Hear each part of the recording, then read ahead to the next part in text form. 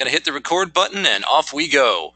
Hello, hello, welcome to week Woo! 1 of Film Criticism, your first go-to for the course. Professor Janes here, and I've also got actually going to be our permanent guest for the time of this course. This is Professor Bracadetta on the line with me. We're going to be giving you a double act. Showing Hello, you hello. Oh, yeah. Showing you how to properly Double take. Properly Double criticize take. films. Yes, the whole Siskel Ebert approach. All right. So, getting this thing off and running. Going to jump into basically a quick overview of what's expected for everyone for the week. Going to lay out some terminology, things you need to know for your upcoming stuff, and then we're going to get into the good stuff, and you're going to see what that is once we get to it. All right. So, week 1, the language of films and seeing all the pieces. We're going to be showing you how to spot absolutely everything that's happening in the scene of a film. Since you're all going to be filmmakers, you need to be able to recognize every single facet of a scene because you're going to be doing that yourselves. And we'll see how that comes into play. All right, so, intro. So it's Wednesday of the first week. Everyone's just kind of getting started. So this is an early class in our curriculum. So I'm going to go ahead and just get you guys up to speed here. Okay, so course at a glance, time management. Obviously, you have an entire week to do your projects, and people get them in at various times. We do get a lot of people that do get their stuff in late. That is allowed up to a point, but obviously that's not a good thing to do because you can be penalized for being late, and we don't want to do that to you. So, make sure you're planning when you're doing your assignments. Try to plan them ahead of time. Read your assignments carefully so you're doing everything in them. Sometimes people miss stuff and don't do certain parts. They get dinged for that. We don't want that to happen to you either. So film criticism, what is it? The best way to put it honestly is film analysis, but analysis is what a critic does. So the two are kind of synonymous. When you criticize well, it deepens your interest in individual films, reveals new meanings and perspectives, which we are going to be doing tonight, expands your sense of the medium, confronts our assumptions about value, and sharpens our capacity to discriminate. And you're going to be seeing all this in play when we get to the latter half of the presentation.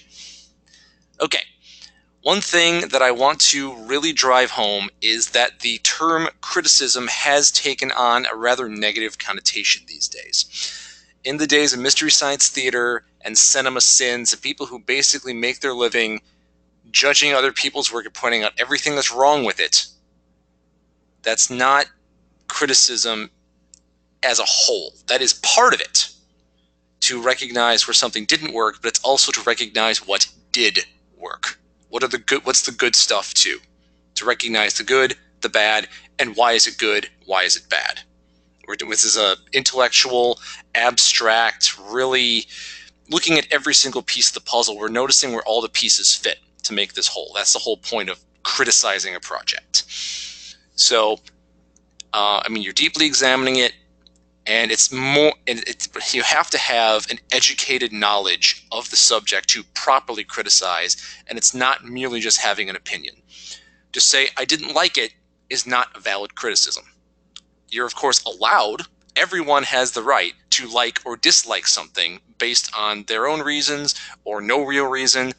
That's perfectly okay. There's films that I don't like, a lot of people do. There's things that I like, a lot of people don't. That's perfectly okay. You're allowed to do that. But that's not criticizing something. If I were to say this is a bad film, for me to criticize it, I have to explain what's wrong with it. That's criticizing. So right here I say overexposure of the image damaged the contrast. That's a valid criticism. That's an actual pointing out this was done wrong. Okay, now that we've got that in play, introduction to film language and genre. Oh, speaking of genre, Professor Bracadetta here is going to be has taken on cinema history in our course, which is right after this class. So I'm guessing a lot of you are probably going to be seeing him next month. So this is a nice introduction for all of you. Oh, yeah. Absolutely. So the language of film breaks down into 4 basic categories when you're trying to criticize a film. The big one is the mise en scène, which is French for setting the stage. That's direction. That's the acting. That's set design. That's how the lighting is set, the shots, all of that stuff, which is very blatantly obvious to anyone with two eyes watching the screen. Sound design, huge thing, especially in, like, say, your horror films that add little sound effects in there to make you jump. That's a big factor. Cinematography, obviously, the way the shots are set up, and editing. Editing is huge in how to create the way that a film comes off to the audience. So, oh, what's this? We have a... Oh. Okay. All right. So jumping into your first project of the week is going to be film language and genre. A couple of people have already gotten this in, and thank you very much for that. What we'd like you to do is do the readings of the Read and View and the Film Criticism, Themes, and Genres PDF. Choose 4 films that are currently in cinemas right now. And they can be any 4 films that you like.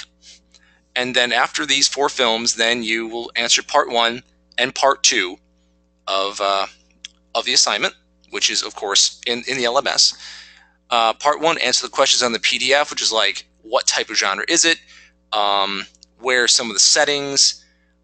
What is the film's general purpose? What is it trying to do? Is it trying to make you scared? Is it trying to make you optimistic? What is its ultimate purpose? And then part 2, try to provide 2 examples of the same film genre. And once again, this will be carrying over next month in film history, where you are really going to dig into genre and really start to understand what those things are. Okay, important readings in your Read and View for the week. You've got cinematic terms and elements, and also film theories and film genres. For those that haven't looked yet, in the class discussion board, I have posted actually a long playlist of many really expertly done film criticism shorts.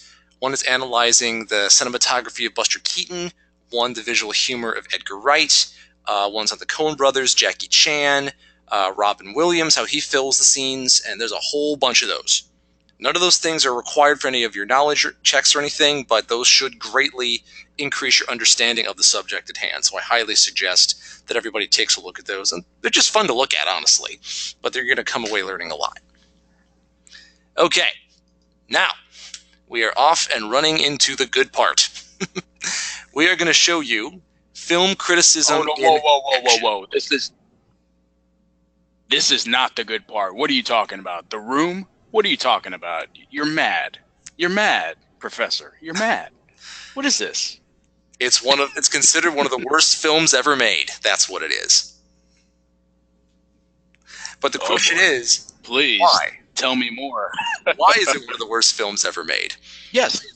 Well, I could go on and on, but it's better off to just go ahead and show you a very iconic clip from this film, so you can all see exactly why this film is so famous. Everyone ready? Oh, whoa. Do they really want to see this one? Well, they can log off if they want to, but this. Oh, Anthony says yes. Anthony's saying yes. Okay. Let's give it to him. Let's do it. Here we go. And here we have The Room.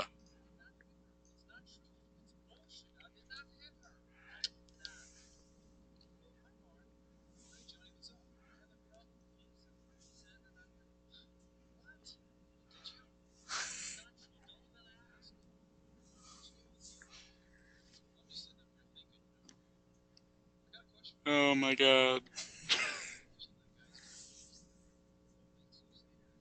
Jason, I can't believe you talked me into this.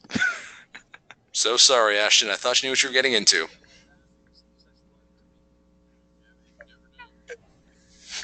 Anthony, this is bad. It's great. I see that. Oh, jeez. Oh, man. What? Okay, I'm partial to blame on this. What we're rethinking.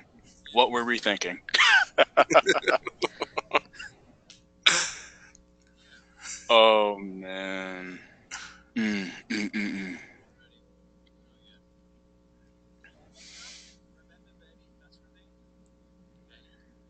Oh, so true, Anthony. So true. You can't help but just laugh at it. Or laugh with it. Maybe laugh with it. I think that's really the term for this one. You're not laughing at it, you're laughing with it. But don't tell that to Tommy Wiseau. He took this seriously. Oh no, I'd probably tell it right to his face. And then cower into a corner somewhere. See? Anthony gets what I'm talking about. You know what? But I'll give him credit. He certainly embraced the horrible reputation this film has gained. Oh, without a doubt. Oh. Oh, geez, I almost want to cringe. I think we've tortured them God. enough. Don't do something with that football. Oh, yeah, I think we have. Well, yeah. Okay. I think you've made your point.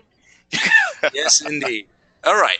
So, after that mesmerizing travesty, it's obvious to look at this and go, okay, that was absolutely horrific. And I wouldn't disagree with you in the slightest. We watched. Thank you. I knew you'd see it my way. We watched a couple of minutes and we saw a lot. But the question is, did you see absolutely everything? And I'm willing to bet you didn't. Are you telling me that I didn't? We're gonna I've seen this many times. We're gonna look at this one more time, and I'm really gonna break this sucker down because there's actually one really good thing in this scene that nobody ever notices. Are you ready to look at it one more time? You hearing this, Anthony? He's saying, see, you hear this, Anthony? And Kitron, he's saying there's one good thing in here. I want to know what that is. All right. Well, here we go. We're going to do this bit by bit here, starting now.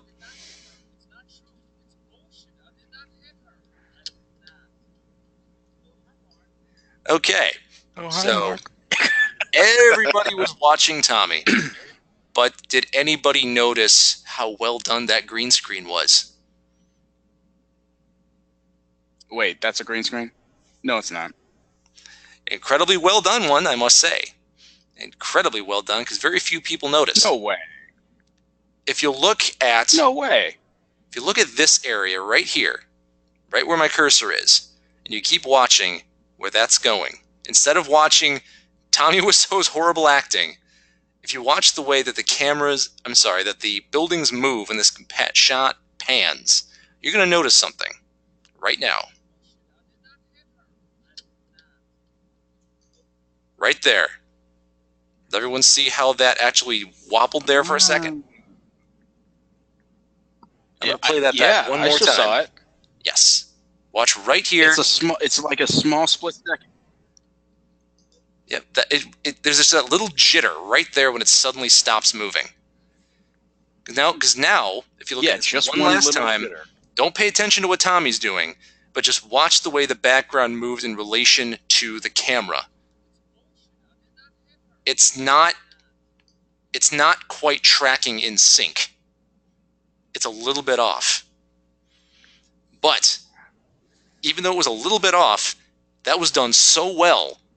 Unless I pointed that out, most of you would never have noticed it.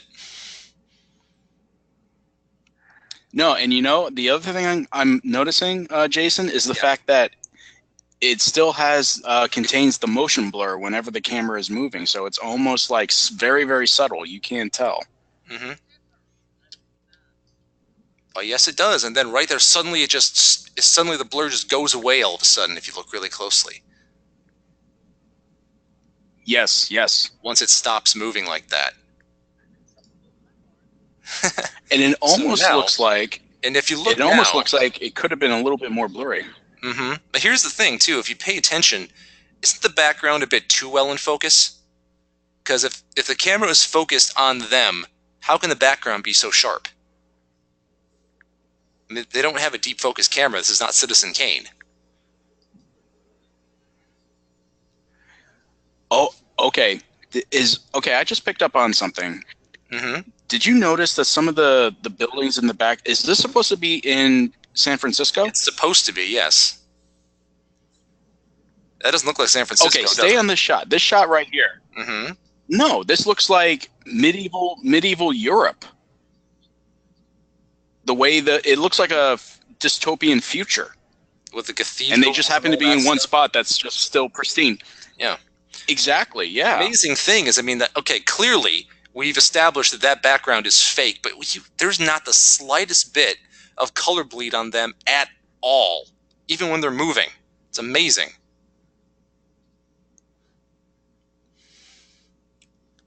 That is extremely true, yeah. I mean, look, you could even see the little hairs sticking out from Greg Sestero's head, and they look perfectly natural. Usually there's a little bit of green that gets left behind. There is nothing there. I mean, that is incredibly well done color keying there. Considering for a universally bad movie, right? That is. It's like the one film actually very, very true. Where it got everything wrong except for this one thing done extremely well. And the thing is, it's like so well done. When it's done that well, you don't even notice it's there. That's the whole point. Even a broken clock is right twice a day. Nice. Yeah, twice a day. Good one, Anthony. Also, look now, the way that they're, like right here, look at the way, now that you see it, the first time through I'm getting nobody saw, but look at the way they stand out so much in front of that. They're really popping out from there, despite the fact that that is still, the background is still so well in focus. If you look at what's, down here with the fences and stuff in the foreground, they're really standing out. The background is misty, which might have been that way to made it look like it's a bit out of focus, but it's still very, very much in focus near the front there. And look at this shot. Oh yeah, now you can really tell he's popping out. This is the entire point of the critical eye, is to start noticing these things. It's not good. It's not bad. We're being fair.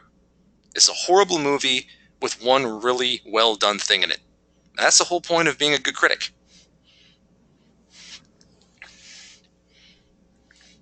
But I gotta say, you bring up a really good point. This shot right here, it's like with this choice of a background, what are they trying to tell me here? What are the filmmakers trying to tell me? Maybe they weren't trying to tell me anything. Who knows? But looking at it, it's like, so am I supposed to be sad? Am I supposed to be happy? It looks like something I would see in Blade Runner. Yes, that backdrop looks like something I would automatically see in Blade Runner. And this is so not. I'm just waiting for a flying car to come passing by right now. that is not San Francisco, without a doubt. I don't know where they got that. Looks like something in Romania. Are one of them a replicant? Maybe you think? Well, Tommy Wiseau might be. That would explain a lot. Oh, I think we figured it out. We figured it out. Now we know why it's bad. A replicant made it. Well, know what? Why. In all honesty, in one of the original drafts of this, Tommy Wiseau actually wanted to be a vampire. I'm not making that up. And he actually wanted to have a flying car. They cut it because that's ridiculous. But he wanted to do that. That's in Greg's book when he wrote The Disaster Artist. You'd be left going, this completely mundane story of, okay, girl cheats on guy and, typical rom-com stuff ensues, and all of a sudden it's like, oh, wait, why does this guy have fangs and has a flying car? If anybody else had done it, it would have seemed weird. Extraordinarily. Oh, look there. Okay, you can totally tell that doesn't mesh. Someone screwed the color grading on that one. Yeah, that is bad. Yeah, the color tone of him versus the background is completely off. Well. Oh yeah, the shading on that one's bad. Yeah. True. Maybe that's why it was such a short shot, because most of the wide shots look good. It's only when it's when they do when they do the close-ups you can tell, but these wider shots you really can't tell so much. No, you're absolutely right. Definitely with the wider shot, like this one right here, you can't tell. You absolutely can tell. But once it gets closer, that's where it Mhm. starts kind of going downhill from there. Mhm. But again, Notice if you look at that's one thing. if we look at this, I'm going to check this again. If we look at this, the way that the background is set up versus that, you notice the scale of the background didn't change much between the close-up and the wide shot? Not a ton. Oh, wait. Go back to the watch out. Oh, Look. okay, I'm seeing it. Yeah. Look, see, it's the same. It's almost exactly the same. It shouldn't be like that. I mean, it should be a little different. Not by a lot, but it's like they put the exact same background in there. See, these are the little things that you get trained to notice once you're a good critic. Or at least halfway decent critic. Right. And then also, I think he's going to... Not just the thumbs up and thumbs down. Uh-huh. And then also, let's watch what happens when he throws up the football. Yeah, you could tell that was, there was some color matting in there for that one. But when something moves that fast, it's really hard to mask it. Oh, without a doubt. Mm-hmm. But, again, to your point, Jason. Yeah. It's still really good, green screen work. I mean, yes. All things considered. Exactly. I got to give them props for that.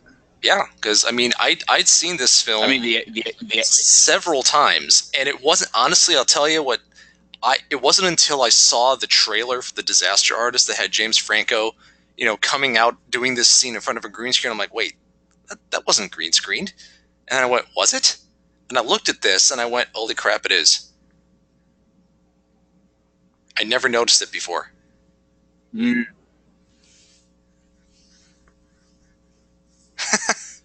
And that's what happens when you watch it repeatedly over and over and over again.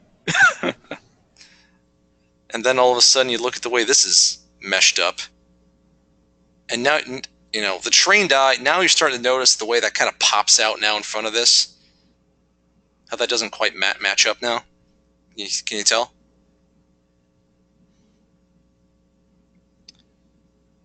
Actually, yes, I can definitely tell now. And the other thing too, I can also tell something else. Yeah.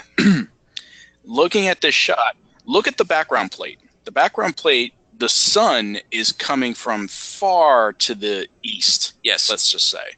Yes. And yet the way the characters or the set is lit, it's all front lit. Yes.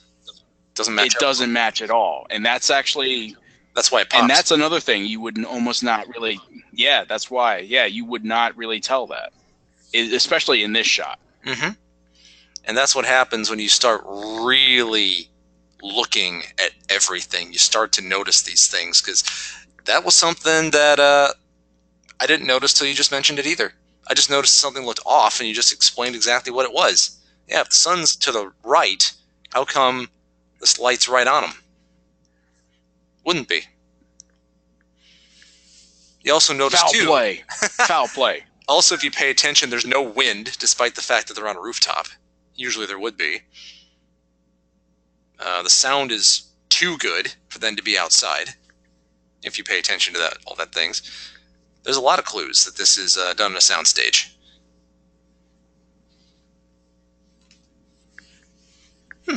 Oh, and I think there was something else too. Yeah. When Tommy was coming up into the scene. Yes.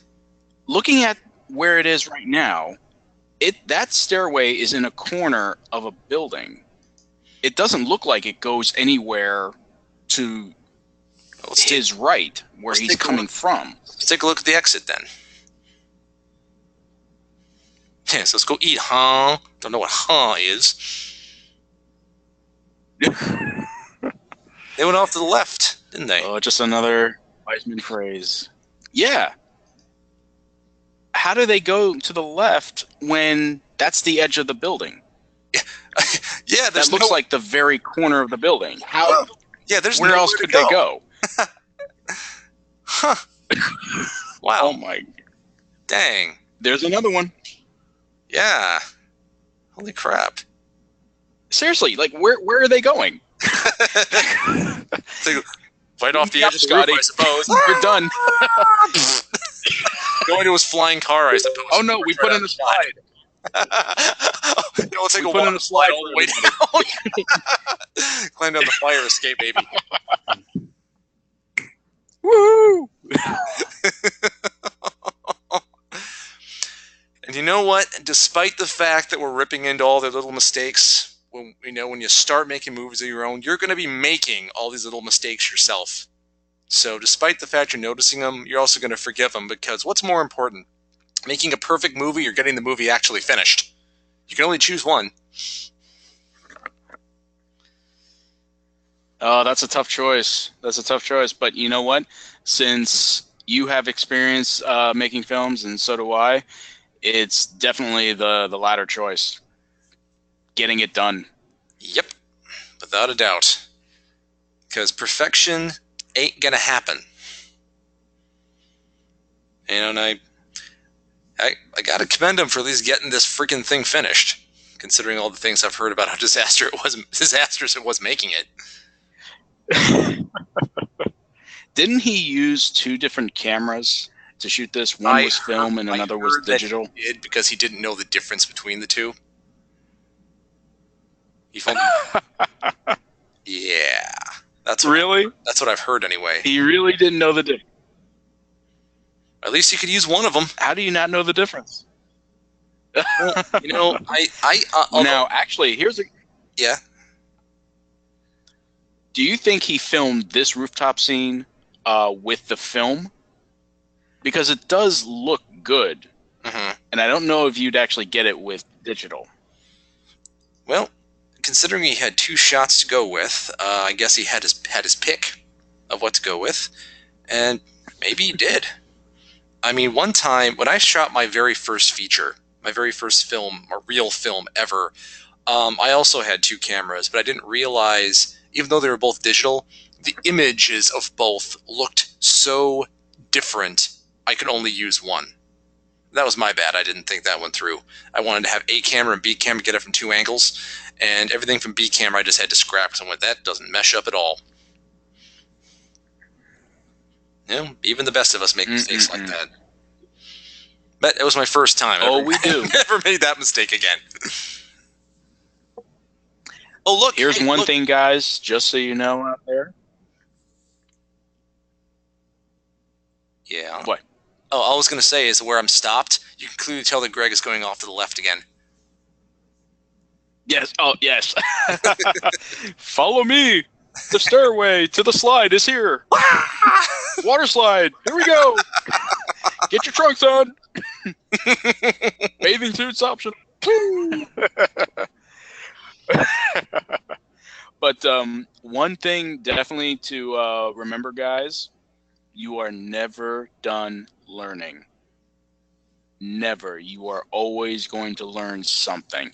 To stay current with things going on, you're always learning. Jason keeps learning. I keep learning. Everyone keeps learning. Especially in this industry where things are constantly in evolution, you will get left behind if you don't stay on the grindstone. No matter how good you are, you can get left behind. Oh, without a doubt. Without a doubt. Now, where's that slide? I want to go on the slide that they're going on. Looks like fun. Let's take the slide home. Oh, man. Maybe that's where they stay. Oh, hi, Mark. Maybe that's where they stayed on the film as long as they did. There's a slide. Whee! You know what? Speaking of the disaster artist... I'm sorry. Just one of my Hollywood friends who actually moved out there, like right after I just moved to Hollywood, it was a couple years ago. She was telling me just a few days ago she went to a Halloween party up in the Hollywood Hills, and when she was waiting in line for to use the bathroom of the place, she literally Dave Franco and Alison Brie ended up in line behind her. So she bumped into the man playing No Greg way. Sestero playing Mark. Yeah, she told me so. And the thing that was driving her nuts was she was like, just have those moments where she's like, I know who you are, but she couldn't think of who they were. And they didn't help her. They just let her stew. Like, do I know you? Maybe. I know I've seen you before. Possibly. Weren't you in a terrible movie? Like, I could have sworn I've seen that, or I was forced to see that. Either way, I know about it. And when she finally said, "You're James Franco's brother," he went, "Oh, thanks for that one." Yeah, she's like, "Oh, I'm brother of Chip. Thanks." Jeez. All right, pour me another shot. Every time someone does that, I get another shot. Every time this happens, James has to give me $1. That's what they should do. Hey, bro, someone did it again. Wow. Send me $1. Yeah, he's a rich man. He must be a rich man. I've got $1 million now. Finally, yay! Oh, maybe that's why they're doing the disaster artists together. I'm going to trademark your name with $1 million. Oh man! So I guess when she finally figured it out, I guess Dave went, "Oh no, you got me!" Like this mock horror if they took you long enough. Yeah, but what do you do? It's like, if I was in his position, I might have done the same thing. It's like, if they can't think of who I am, let's have some fun with it. You might as well, especially when it's that short. You know, it's like a quick little moment. It's not like I got to deal with this for like another 4 hours. Right. Like, there goes that. Right. He's going to use the can and go away, and may as well have some fun with it. I am looking forward to that film, though. Maybe even an Instagram moment. Oh, there you go. So, hey, look, I think that's going to be really. Look who I met in line for the crapper. Although that did happen to me once. I told you about how I met one of Time's most influential people because I had to take a crap. Yeah, I met Matthew Quick that way, the guy that wrote the Silver Linings Playbook. That's always such a good story to tell. That's always such a good story to tell, Jason. I was just in the crapper, and lo and behold, somebody else was there and happened to be famous. Like, yeah, most people will believe that. Well, yes. Don't ever say that you met them like when you were about to go and get a drink of water. No one will believe that. If you go to the crapper, it's like that just seems to make sense. Like, who would make that? I don't know why. What does it confirm? It means famous people got to use the toilet too.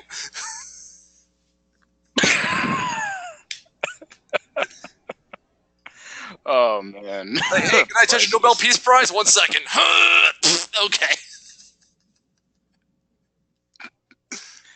Would you like to shake hands now? Give me a second first. I need some soap. My hands first.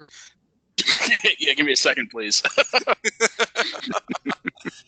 I mean, literally, I was in Asheville, North Carolina. I was just about to leave town. I'd been there for some other business, and I just had to do that right before I left. And the closest place happened to be this bookstore right in one of the main drags downtown. And I go in there, and I'm like, "You're Matthew Quick." "Well, yes, I am." "Hi." And then he autographed one of his books and gave it to me. It was very cool. I'm like, well, that was a nice happenstance. I can't top that. I can't top that. Whew. And then I also saw... So it seems like, speaking of my Hollywood friends, I got the one that ran into Dave Franco and Alison Brie, and then her partner of sorts, who's actually been in 2 of my films, actually ran into Greg Sestero and Tommy Wiseau. Not soon before that. And okay, what is happening here? Because these two are like joined at the hip, these 2 gals, and then both of them meet like both halves of the equation, the real people and then the people playing those people. What are the chances? I can't compute because I'm terrible at math. I don't even want to think about it. I mean, it's LA. Everyone's crammed in there, but the odds are astronomical. I love LA.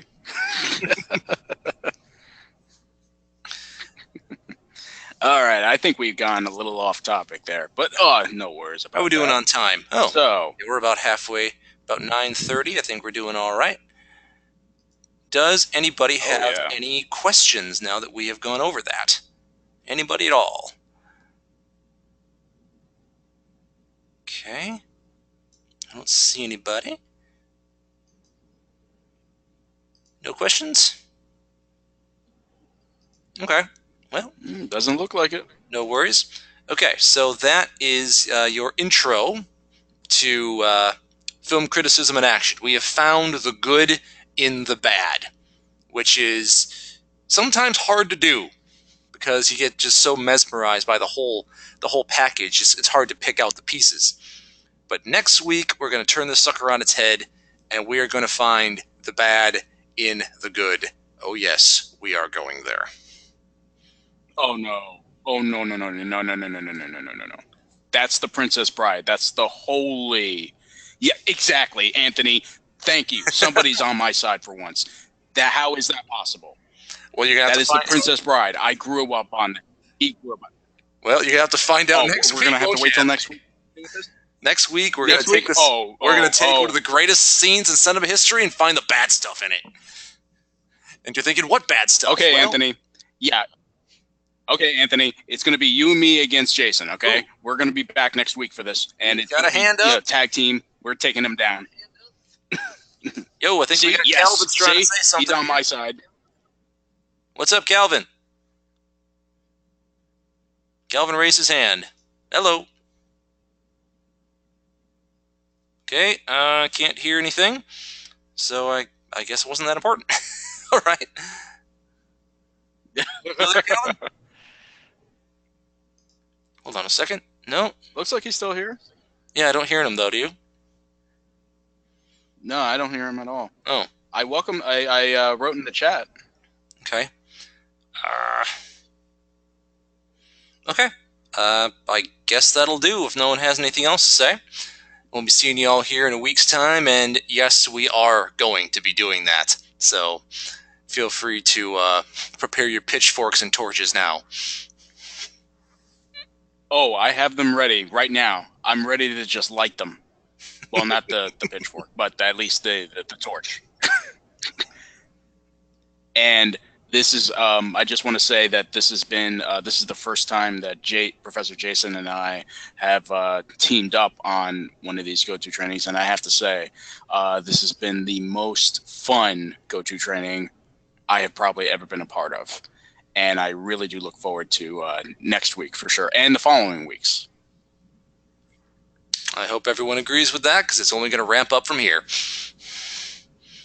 Okay. And that case, now that you mentioned Princess Bride, how could it not?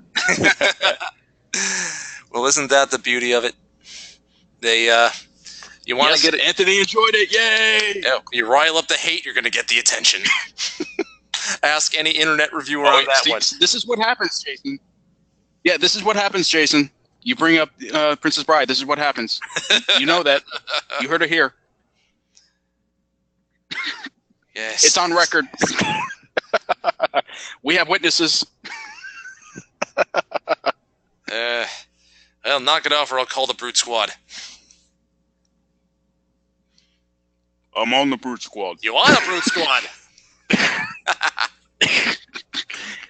We need a miracle. It's very important. He's crazy. He thinks our movie is terrible. Yeah. Don't rush miracles, Sonny. You get bad miracles. Those are rotten miracles. Something like that. My name is Inigo Montoya. You hate my movie. Prepare to die. Stop saying that. Hello. My name is Inigo Montoya. You hate my movie. Prepare to die. Anybody want a peanut? Ah! Joe! You keep using that word, Anthony. I don't think it means what you think it means. My God, he's climbing. He thinks it's bad. We must do something. Well, I'll tell you this. This has been great. I'm going to give you guys a little teaser. Inconceivable. The Yes, image- Anthony. Thank you. Inconceivable. image that you're looking at right now has a clue of one of the bad things in this scene. I'm going to let that boil your brain for the next week until I point out what it is. Until then, Okay. All right. I'll stew on this. well, stew away and add some carrots, potatoes, and salt. That way it's nice and tasty. Yummy. Well, I'm going to go ahead and cut this off the next week. I actually have to do a go-to training for one of my other courses in about a short period of time, so I got to gear up for that. And I will see you all in the coming time. Bye-bye, everybody. All right, everybody. Have a good night.